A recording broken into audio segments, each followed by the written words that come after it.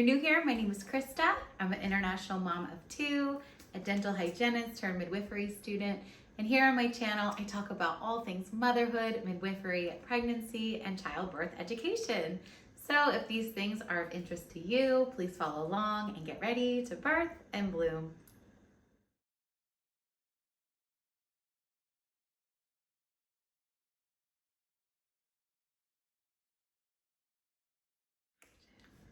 Hello, hello, welcome back. I'm so happy you're here.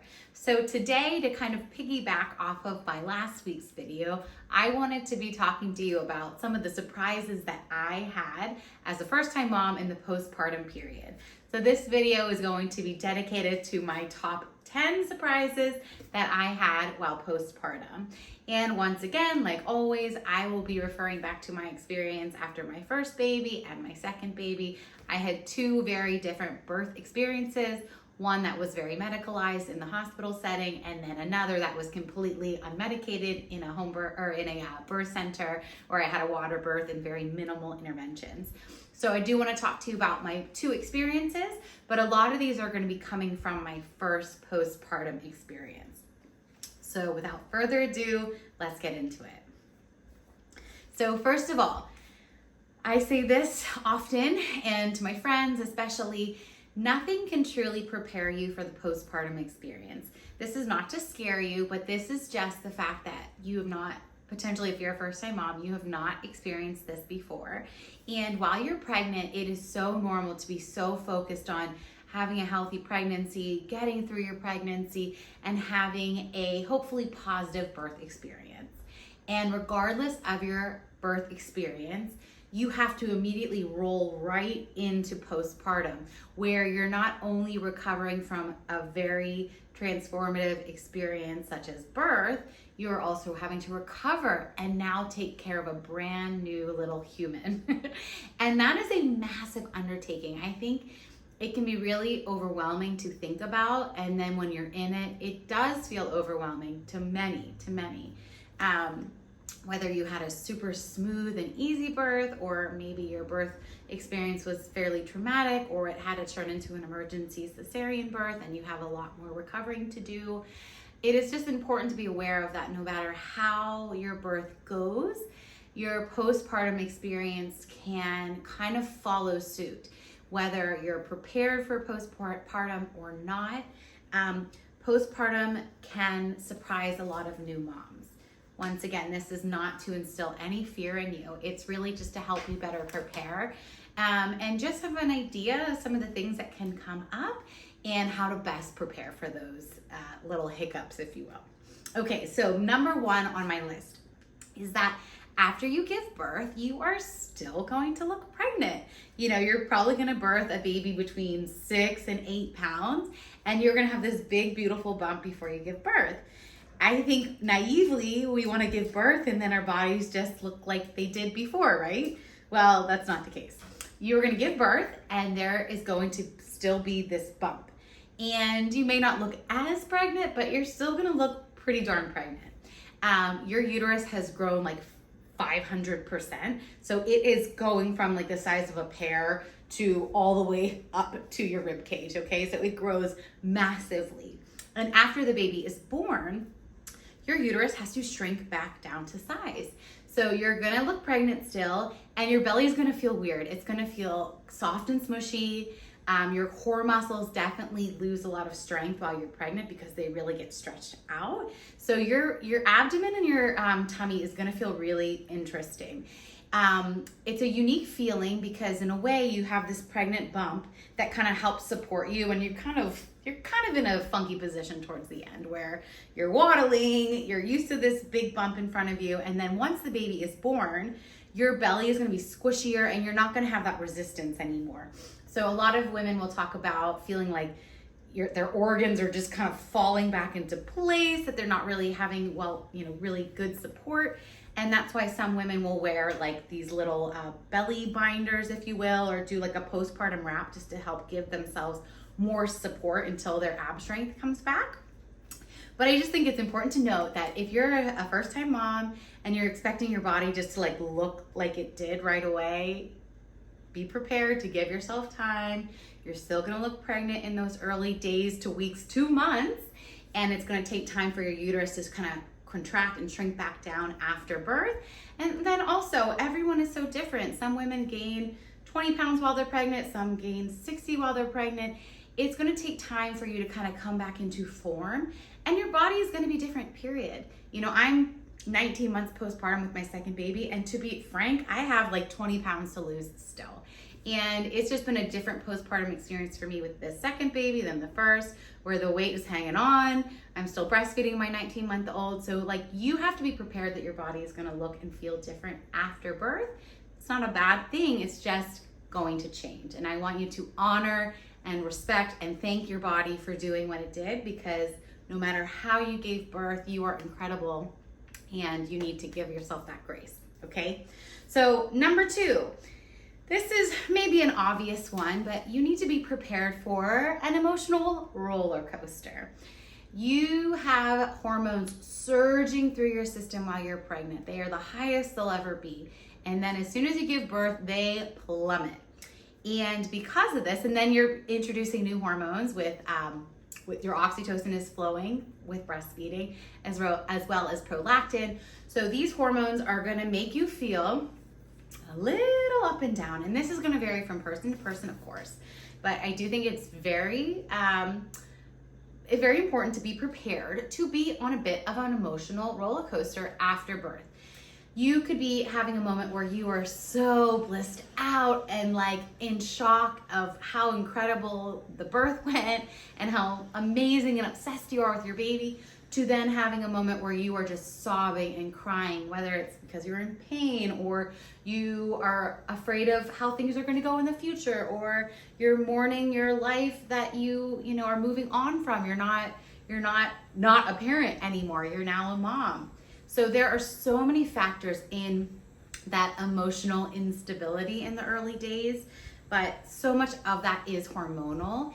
And I do think it is important to note that if you've received Pitocin during your labor, whether that was through an induction or maybe to augment or speed up your labor process, or even you received Pitocin in your arm or your leg after your baby has been born and to help deliver the placenta, I think it's important to know, just to prepare yourself, that if you have received Pitocin in labor, that Pitocin can contribute to postpartum mood disorders, whether that's postpartum anxiety, postpartum depression, or just having some increased baby blues. Baby blues is something that is referred to because it's just the more normal expectation of how your emotions are in that early postpartum life. And Pitocin, unfortunately, can increase the rate of postpartum mood disorders in women. So that is not to frighten you, because if, for example, you know that you need a medical induction for whatever reason, and you will receive Pitocin, it's just something to note that Pitocin can have an impact on your postpartum mood health after birth. So I do want to give you a little information from some resources that I found. There was a study in 2017 that found that the exposure to synthetic oxytocin, aka Pitocin or Syntocin, depending on where you are in the world, during or shortly after delivery may increase the risk of postpartum depression or anxiety disorders by 19 to 36% in women without a history of pre-pregnancy depression or anxiety. So this includes everybody. This is, if you've never suffered with anxiety before, you are not exempt for this being a possibility. So once again, this is not to fearmonger by any means, but it is to help educate you and enlighten you that if we have to introduce synthetic oxytocin, aka Pitocin, or Syntocin, I think in Australia they call it, it can impact your postpartum status, okay? So that's just something to be aware of. And if you have had these medications in labor, don't feel like this is your destiny, but it's just something to be aware of. Okay, so that's number 2. Number 3 is kind of on the same lines of having these postpartum mood swings or baby blues or a little anxiety and depression. you may experience some intrusive thoughts. And I think just becoming a mother, this is kind of part of our nature to have worries that pop into our brain out of nowhere. But if you've heard of intrusive thoughts before, quite frankly, they can be a little frightening. You have thoughts pop into your brain that are completely irrational and they scare the shit out of you. Okay, so like I remember with our first baby, I was so paranoid about even my husband like walking up and down the stairs holding my brand new baby daughter. And it's not that I didn't trust him. I just thought anything was possible. He could slip and fall, and then he would fall and throw the baby, and like crazy things. That is just one example. And I know it is so common for mothers to experience these intrusive thoughts. I had really crazy postpartum dreams. And I remember after my first baby, I woke up at like 3 a.m. to feed her, and I started just sobbing because I had this really upsetting dream, and my husband was up, and I was like, I think it's important for you to see me like this, because it's really hard for your husband or your partner to understand what you are going through on an emotional level, because you've just been through so much. Your hormones are shifting and you're going through your own recovery. You're having your own worries. Like there is just so many factors that go into your well-being in the postpartum period. And I was glad that he saw me like that. It wasn't pretty. I was just very distraught, and it was good to have his support and have him see me in these harder moments, not to freak him out, but just to know that he really needed to be there for me and support me the best he could and help with the baby when he could. So that's just something to be prepared for. I know there's incredible books that help guide women through the postpartum period and what those intrusive thoughts are doing to you, and that your intrusive thoughts are not you. They're not real. So that is just something to also be aware of, okay? Next, number 4. This is an interesting one. You are going to sweat your ass off. So postpartum sweats are crazy, and postpartum BO is also crazy. So this postpartum sweating is normal. You are gonna have a ton of extra retained fluid after your birth, and that could only be exacerbated if you received IV fluids while you're in labor. So think about it. You've given birth, baby's born, you lost some blood, you're urinating, you're releasing some of the excess fluid. But the way your body gets you back to homeostasis and gets rid of this extra fluid is through sweating. So it's really common that you wake up in the middle of the night like sweating your butt off, feeling like you need to take layers off, sweating through your bed sheets. And this is all to get you rid of that excess fluid, okay? So that's just something to be aware of. I think it depends on person to person how severe that postpartum sweating is, but it does happen, and it's just pretty surprising. Another one associated with that is your postpartum body odor, okay? So if you're anything like me, normally pre-babies, I was not that smelly of a person, I don't think. I think occasionally, maybe if I was really working out hard, I had some body odor, stinky pits, that kind of thing. But I will tell you, I'm a stinky person now if I don't have the proper deodorant on.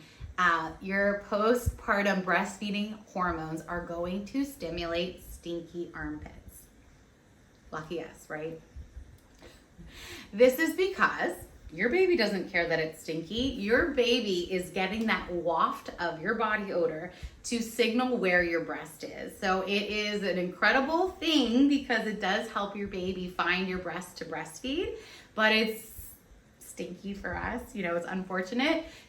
So that's just something to be aware of. I have used a natural deodorant that I love over the last 4 years. It's called Lumi. It's aluminum free, so it's a better alternative, and it actually works. So for me, that's been my go-to since I've been a mom and breastfeeding, which has been going on for years now. So even 19 months postpartum, I am still stinky, and I still need to use my deodorant because I'm still a breastfeeding mom. Okay, so that was number 4. Number 5 is going into more of the breastfeeding stuff. So I think it is surprising that if you're going to breastfeed, or if that's the plan, nevertheless, your boobs are still going to have changes even if you decide to bottle feed. But your breasts are going to feel very large, very hard, potentially engorged around day 3 and 4 when your breast milk transitions from that liquid gold colostrum to your more mature milk, which is the milk that you think of that's white and it's flowing and it's plentiful. So around day 3, when your milk comes in, your boobs are going to go, like they are going to feel like they have inflated.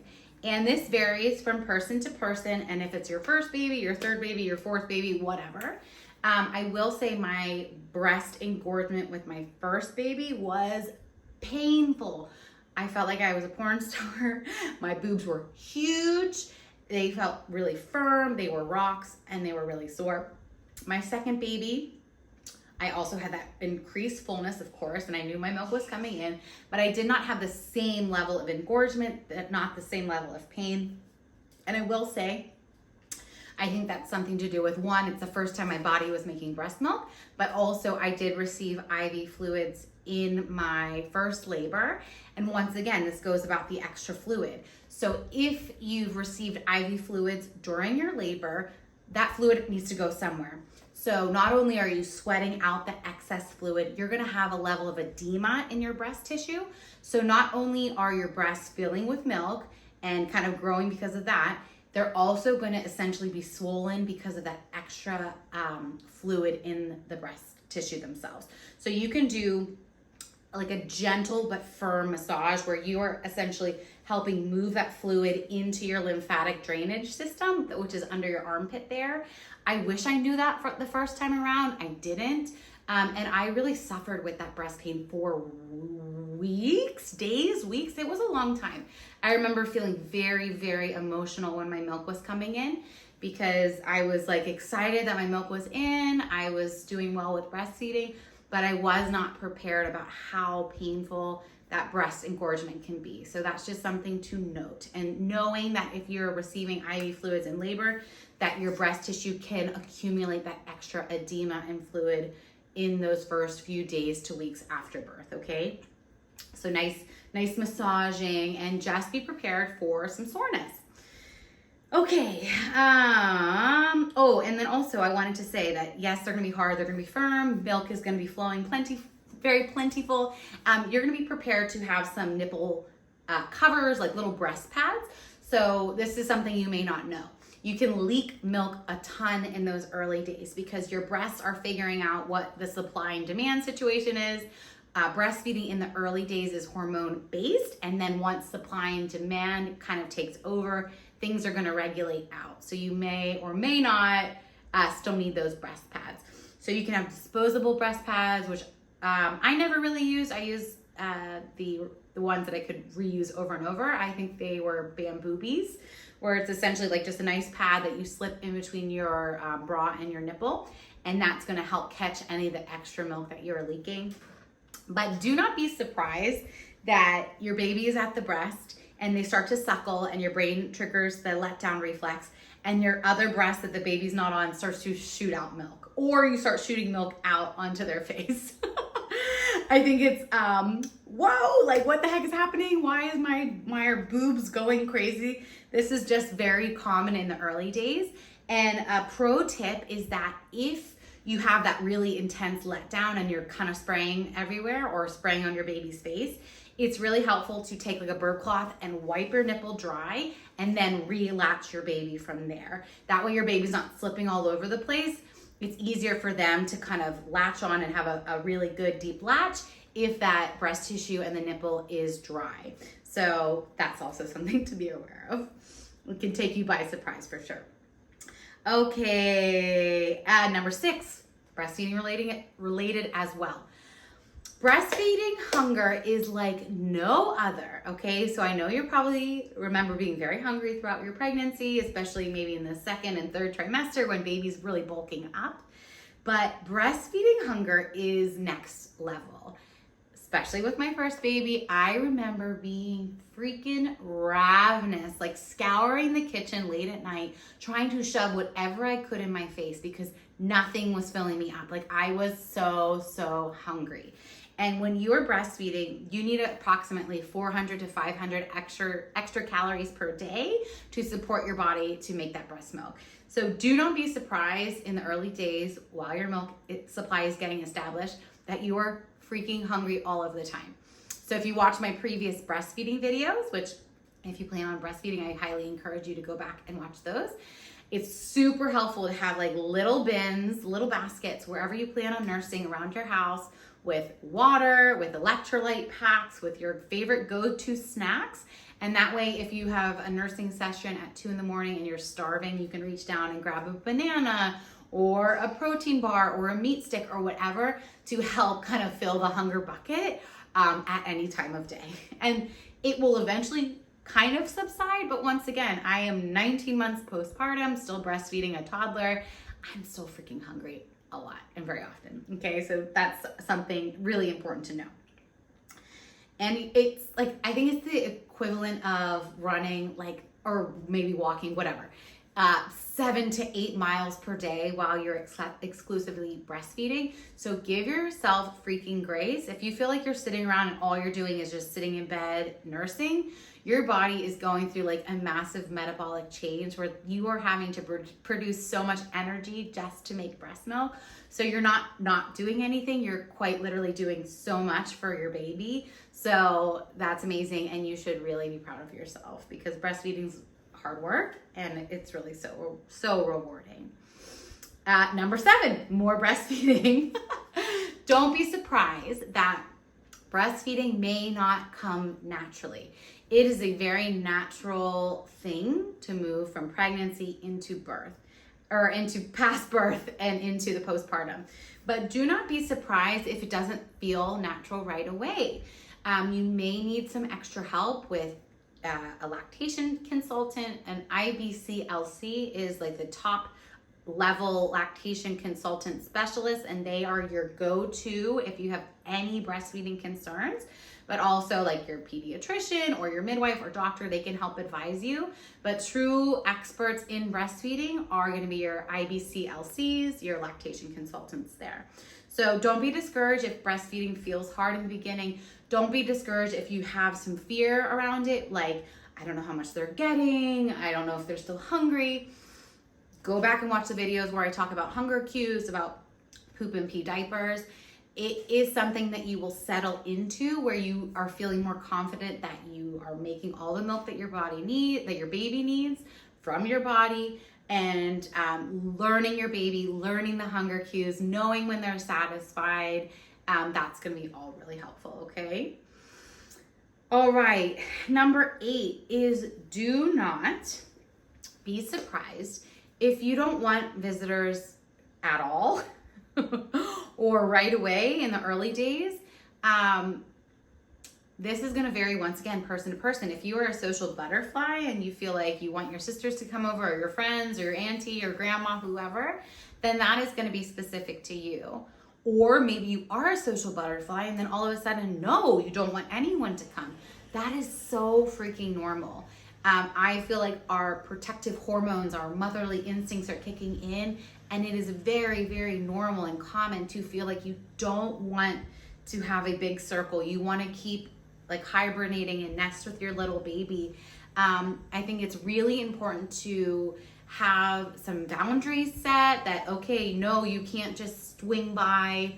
No, like you could be sitting around with no shirt on and like you don't want grandpa just to pop over, like if people are coming to visit you, you can say, yes, a good time would be from 12 to 1:30. Like you can be very, very firm on timelines and boundaries, or hey, sorry, today's really not going to work out, XYZ, whatever. So do not feel like you owe it to anyone to allow them to pay you a visit.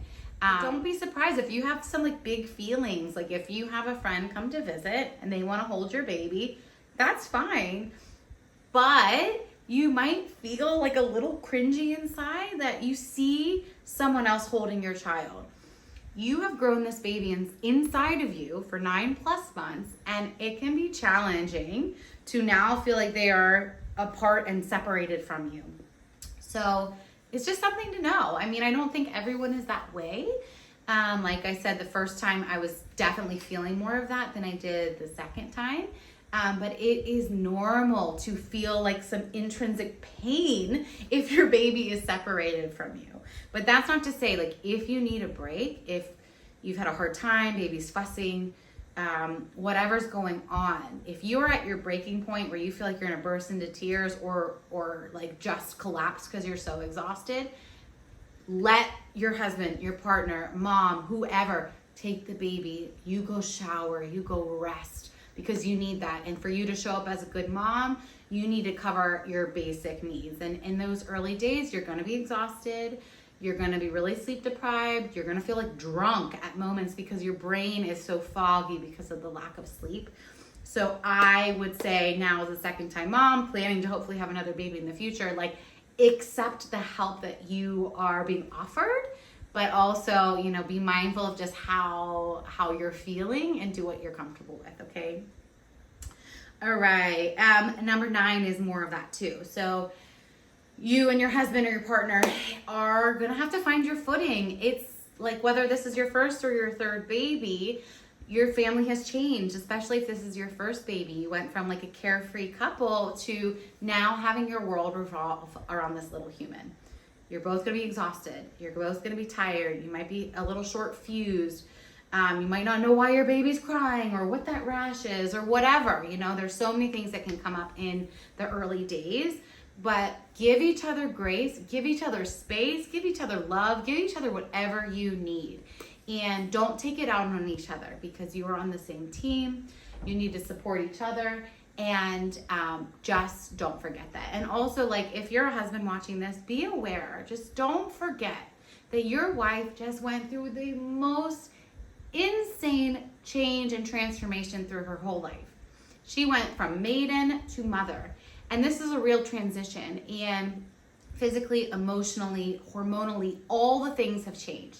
So if you are the spouse, you just kind of, I hate to say it, but you need to have your feelings a little bit on the back burner, because the mother of your child just went through a transformative change that you cannot comprehend, okay? So your needs need to be met as well, but mom's needs and baby's needs are up there, okay? All right, so that's number 9. And number 10 talks a little bit about our postpartum healing. So postpartum healing can be different from person to person, whether you had a vaginal birth or a cesarean, whether you had a ton of tearing or no tearing, whether you had like a vacuum or forceps assisted vaginal birth or whatever. Birth looks different for every single person. That does not change the fact that you need time, nourishment, rest in order to heal. I think naively in our fast-paced world, we just want to like act like we can have a baby and then we're fine. No, we're not. You need that time to rest and recover, even if you had a super smooth and straightforward birth. Some women will have had sutures in their perineum where that needs to heal. Also, if you've had a cesarean, you're not going to have stitches in your perineum, but you're going to have stitches, and you're going to have an incision in your lower abdomen, and that needs to be tended to and make sure that you're healing properly as well. So whether it's a vaginal birth or a cesarean birth, you're still going to have postpartum bleeding. Women, I think, that have had a cesarean are a little surprised in some regards that they're still going to have postpartum bleeding. This is because the birth of the placenta. The placenta is essentially like a dinner-sized plate organ that is attached to your uterine lining. After that baby is born, after the placenta is born, there is a wound inside of your uterus that is large. And yes, it's going to shrink as your uterus shrinks, but that area essentially scabs over. So you're going to initially have bleeding that's darker red, like a heavy menstrual period, and then it's going to get lighter and lighter and more pinkish, and then a little bit of like a yellow tinge or whatever. It transforms over the weeks postpartum. But you need to honor and listen to your body. Do not overdo it. Stay in bed in those early days. In midwifery, they like to see you in the bed, on the bed, near the bed for those first like 15 days at least, where you are doing very minimal around the house. Your main job is to take care of yourself and heal. and to take care of that new baby, okay? So it is normal to have that postpartum bleeding. It's called lochia, from 4 to 6 weeks. But if you feel really good and you're going out on like a good walk or you're pushing baby in the stroller. Where'd Daddy go? Oh. Okay, so that postpartum bleeding can last typically 4 to 6 weeks. And I think it's important, especially for first-time moms, to be aware that if you're feeling really good, you're like out in the world, you're going on walks, that's really good, but you also need to listen and watch your body. Women who have had really slowed down postpartum bleeding can go out and overexert themselves, and then the bleeding starts to pick up again. So if you experience that, that's really a likely source that you are overdoing it, okay? So I know it's really easy to get like a little stir crazy if you're inside a lot and you're wanting to move your body a little bit, but I encourage you really just to take it easy, watch your bleeding, see what your body's doing and see how you're feeling, because you don't want to overexert yourself and kind of get that tissue kind of irritated where it's gonna get that bleeding to pick up a little bit more, okay? Yeah, and just know that no matter how your postpartum goes, it's gonna get easier, it's gonna get better. It could go really smooth, which I hope that is the case for you, or you could have some hiccups. Every single family I know has an issue at some point in some regards, whether it's a challenging pregnancy or whether it was a hard birth or whether it was feeding issues or whatever after the birth of the baby. Just know that things will get easier. You will get to learn your new life and your new baby, and your motherly instincts and intuitions are really going to kick in, and I encourage you to lean into that and really listen to what your soul is telling you, because no one knows this baby better than you. And once again, it's just give yourself grace, give your partner grace, and just know that things are going to get easier. You're going to absolutely fall in love with this little human you've just given birth to, and it is really just such a beautiful time. And I just encourage you to soak it in, enjoy like all of those incredible newborn snuggles. They're the best thing in the world. I can like feel it right now. You just become so blissed out, and that amazing love hormone oxytocin is surging between you and your baby. So slow down. There's a reason why postpartum is meant to be like such a chill time, okay? Like we just need it in the healing process and to set you up for success as your baby grows. So I hope these 10 surprises were helpful to you. Let me know in the comments if you're newly postpartum, if these were anything that you have experienced before. And if you have any questions or comments, whatever, please make sure to drop them below. You can follow me over on Instagram and TikTok. My handle is Birth and Bloom. I will leave it right here. And please make sure to like, share, and subscribe, and share this with any mom or dad to be, someone that's maybe almost full term and baby is coming soon. I think this is an important one to share. So I will leave it at that. Thank you guys so much for watching, and I will see you in the next one. Bye-bye.